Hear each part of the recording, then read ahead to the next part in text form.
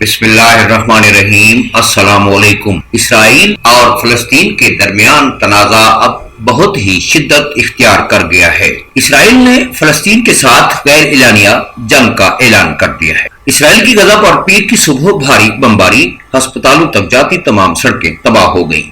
اسرائیل کی جانب سے پیر کی صبح ہونے والے تازہ حملوں میں متعدد سڑکیں تباہ ہو گئی ہیں اور بڑے علاقے بجلی سے بھی محروم ہو گئے ہیں۔ غزہ میں ہلال احمر کے ترجمان کے مطابق وہ سڑکیں جو ہسپتالوں تک جاتی ہیں وہ سب تباہ ہو گئی ہیں۔ ڈاکٹروں کے عالمی تنظیم ڈاکٹرز ود آؤٹ بارڈرز کے غزہ میں تعینات سربراہ نے کہا ہے کہ غزہ پر گزشتہ ایک ہفتے سے ہونے والی بھاری بمباری ایک سانحہ بن چکی ہے۔ ان کی جانب سے جاری اعلامیے میں کہا گیا ہے کہ سڑکیں، پانی اور بنیادی ضروریات سے منسلک دیگر ڈھانچوں کو نقصان پہنچایا گیا ہے، جس سے اس علاقے میں پہلے سے ہی کمزور صحت کے نظام پر دباؤ بڑھ رہا ہے۔ انہوں نے بی بی سی عربی سے بات کرتے ہوئے کہا کہ ہسپتالوں تک رسائی اب انتہائی مشکل ہو چکی ہے، سوائے ان لوگوں کے جو اپنے چاہنے والوں کو سٹریچر پر اٹھا کر ہسپتالوں تک لا رہے ہیں۔ ان کا مزید کہنا تھا کہ ہمارا اندازہ ہے کہ غزہ کے پاور پلانٹ میں تیل کی جلد کمی ہونے والی ہے، اس کا صحت کے نظام پر بہت برا اثر پڑے گا۔ انہوں نے کہا کہ ہم یہاں موجود عام شہریوں کی حفاظت کے لیے فکر مند ہیں اور ہمیں بڑھتی ہوئی ہلاکتوں اور صحت کے نظام پر موجودہ دباؤ کے حوالے سے تشویش لاحق ہے۔ ان کا کہنا تھا کہ ڈاکٹر اس وقت غزہ میں ذہنی طور پر شدید دباؤ میں ہیں۔ میری یہاں موجود اسٹاف اور طبی عملے سے فون پر بات ہوئی ہے اور وہ اس وقت اس دباؤ کو سہنے کی ہمت نہیں رکھتے۔ اسرائیلی فضائی حملوں میں اب تک 16 خواتین، 10 بچوں سمیت 200 فلسطینی موت کے گھاٹ اتارے جا چکے ہیں اور 1200 سے زیادہ زخمی ہیں، جبکہ حماس کی جوابی راکٹوں کے حملوں کے نتیجے میں 10 اسرائیلیوں کی ہلاکت کی اطلاع بھی ہے۔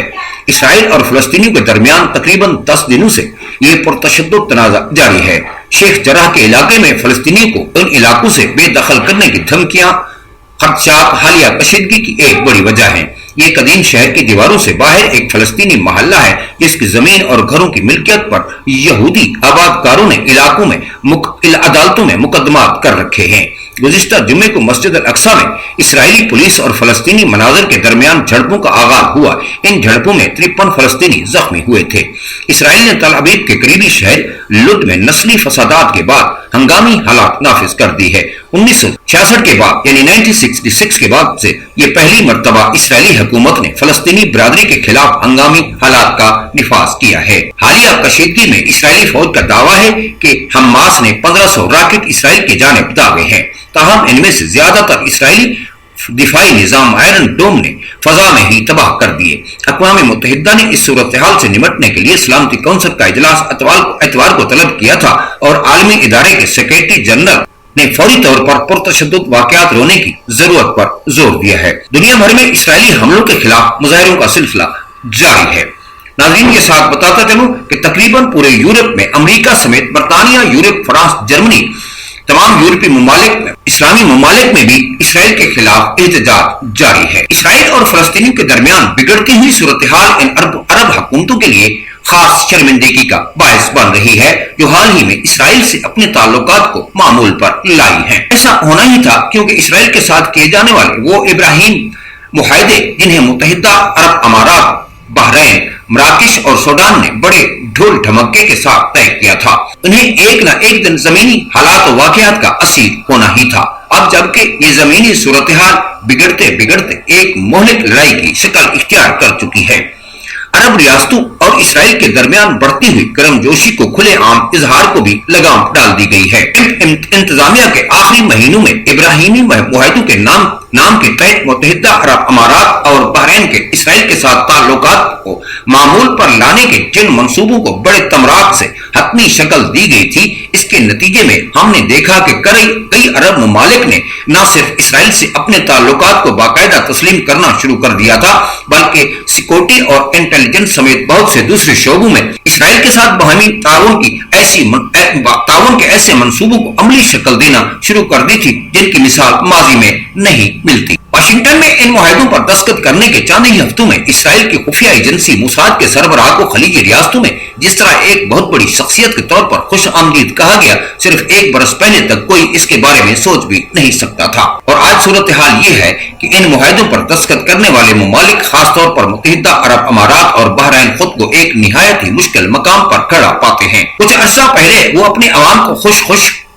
خوشی بتا رہے تھے کہ اسرائیل کے ساتھ دوستی کے بعد انہیں تجارت، سیاحت، طبی تحقیق، ماحول دوست معاشیات اور سائنسی ترقی کے شعبے میں کتنے فوائد حاصل ہوں گے، لیکن آج وہ خود کو بقول شخص 24 گھنٹے ٹی وی کے سامنے بیٹھ کر پیچ و خم کھاتا پاتے ہیں۔ ان کی نظروں کے سامنے ٹی وی پر غزہ پر اسرائیلی بمباری کے مناظر ہیں، مشرقی یروشلم میں اپنے گھروں سے طاقت کے زور پر نکالے جانے والے فلسطینیوں کی ویڈیوز ہیں، اور وہ مناظر ہیں جن میں اسرائیلی پولیس مسجد اقصی پر دھاوا بولتی دکھائی دے رہی ہے۔ اور دوسری جانب سعودیوں نے سکون کا سانس لیا ہے کہ امریکہ کی طرف سے شدید دباؤ کے باوجود وہ اسرائیل کے ساتھ پینگے بڑھانے والی گاڑی پر سوار نہیں ہوئے۔ شاید انہیں بھی خوف تھا کہ کہیں حالات اتنے خراب نہ ہو جائیں جتنے آج واقعی ہو چکے ہیں۔